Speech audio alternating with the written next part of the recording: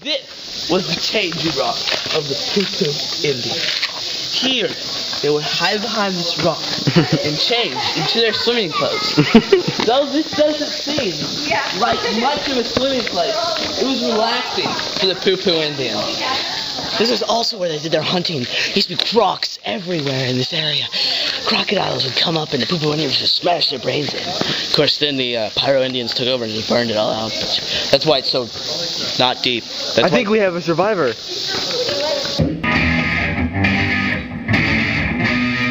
Welcome to the Revalution. This is also where the Pyro Indians would come to wash their feet off. This ice-cold water would not only feel refreshing, but would also bring life and happiness to their tribe. And this is where they used to camp on the days when they could not make it back to their house.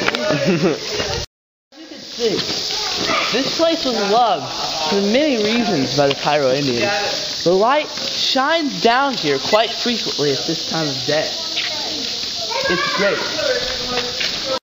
Here we have a stream that the Pyro Indians would use to drink their water and to enjoy themselves as they climb up this majestic beauty.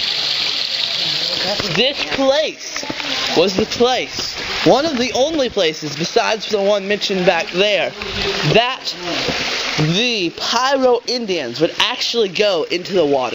First example of tea table by the Pyro Indians, as demonstrated by Luke Caparelli, they would sit in that manner, discussing the local politics. And they would have the drink. This was one of the saddest things the Pyro Indians invented. They were the first people to have made these cigarettes. You may have thought they were invented by the Indians in the lower part of America. No, they were created by the Pyro Indians. This is an example of the Pyro Indians contrast from the Pyro Indians. Never mind. The Pyro Indians would have had more steps. This is simple. This proves the intelligence of the Pyro Indians is much more than the intelligence of the Pyro. Now, this is the rock where the Pyro Indians used to look out. Good. As you can see, some of the crew is suffering from a little bit of heat exhaustion. Yeah. We've had to helicopter them out of there. Look at the awesome trail. Wow. This must be where the Pyro Indians used to, like, climb. So. Attempt at an aqueduct for the Pyro Indians. They didn't like the river channeling through their village.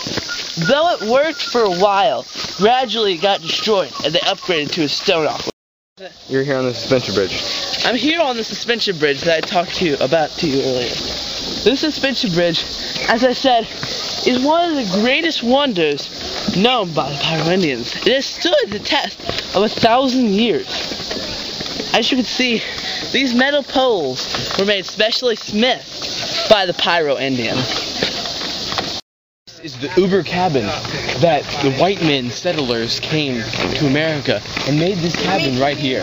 The only reason that the Pyro Indians did not burn down this cabin is because of the fortress they had made up here.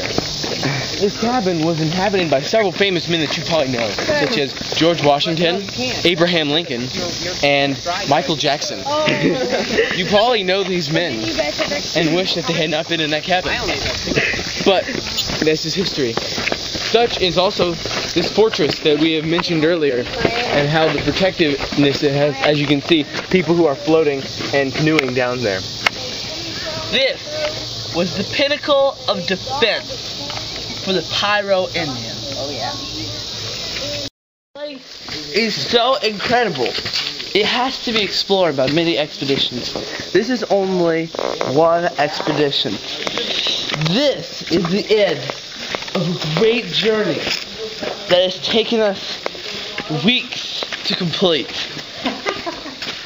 Days. Now we shall say Hours. adieu.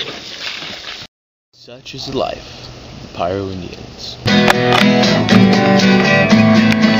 Egad!